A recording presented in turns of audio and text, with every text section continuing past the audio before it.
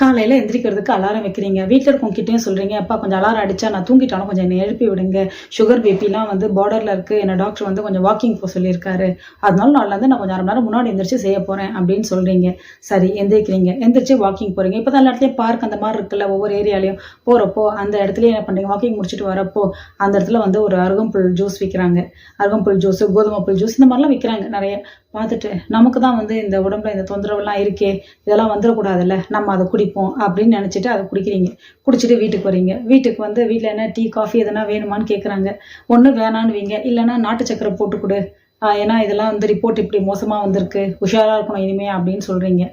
ஓகேவா?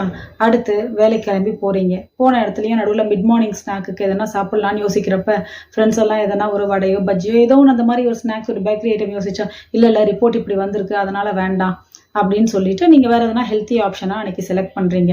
Night friends வந்து என்ன பண்ணுறாங்க, டின்னருக்கு வெளியே போகலாம் வாங்கப்பா அப்படின்னு கூப்பிட்றாங்க.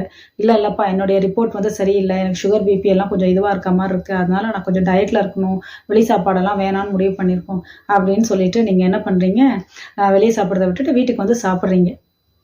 பாருங்கள், ஒரு ரிப்போர்ட் எடுத்தாச்சு. ரிப்போர்ட் எடுத்து அதில் ஒரு நெகட்டிவ் இது இருக்குன்னு தெரிஞ்சிருச்சு. அதை நீங்கள் என்ன பண்ணுறீங்க, மாற்றணும்னு நினச்சிட்டு உங்களுடைய வாழ்க்கை முறையை மாற்றுறீங்க.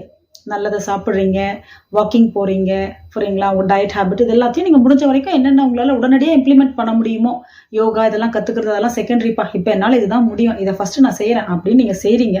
அதில் ஒரு தப்பும் கிடையாதுங்க. ஆனால் அதை நீங்கள் செய்கிறப்போ என்ன மனநிலையில் செய்கிறீங்க, அதை நீங்கள் செய்யப்போ ஒன்றுத்தையும் நீங்கள் என்ன பண்ணுறீங்க, உங்கள் ஆரோக்கியமாக இருக்கிறதுக்காக அதை பண்ணுறோன்ற எண்ணத்தில் தான் பண்ணுறீங்க. ஆனால் அதை நீங்கள் அப்படி சொல்கிறதில்ல.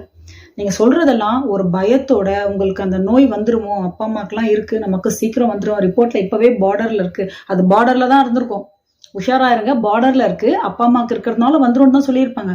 ஆனால் அது அப்படியே நம்ம என்ன பண்ணுவோம், ஒவ்வொரு நம்ம செய்கிற விஷயத்தோடய அதை அசோசியேட் பண்ணுறீங்க.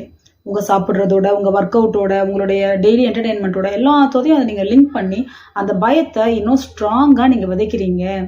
நீங்கள் ரிப்பீட் பண்ண உங்கள் சப்கான்ஷியஸ் மைண்டில் என்ன ஆகும்னா, அது புது பேட்டர்னாக புது பிலீஃபாக உருவார ஆரம்பிச்சிரும்.